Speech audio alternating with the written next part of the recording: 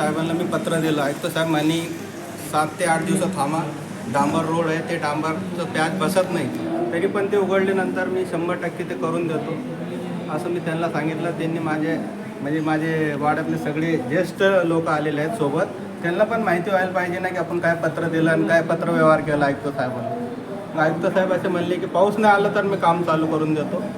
त्यांनी असं मला शब्द दिला आणि सगळे साक्षीत आमचे वाडचे ज्येष्ठ लोक होते, आमचे वाजिदभाई होते, चित्तळकर साहेब होते, मोरे मामा, म्हणजे सगळेच ते आणायला 7 ते 8 दिवसात ते काम चालू होणार असं आयुक्त साहेबांनी आम्हाला शब्द दिले.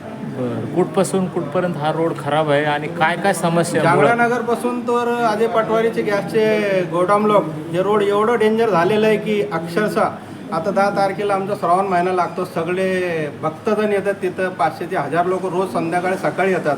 त्याच्यामध्ये एवढे ॲक्सिडेंट झालेत, महिला पडल्यात, पुरुष पडल्यात, ते कोणाचे हात फ्रॅक्चर झाले, कोणाचे पाय फ्रॅक्चर झाले. त्याच्यामुळं आज सगळे माझे वाड्यातले ज्येष्ठ नागरिक घेऊन मी इथं आयुक्त साहेबांना भेटायला आला. त्यांनी शब्द दिला पाऊस नाही आला तर मी हे काम लवकरात लवकर चालू करतो.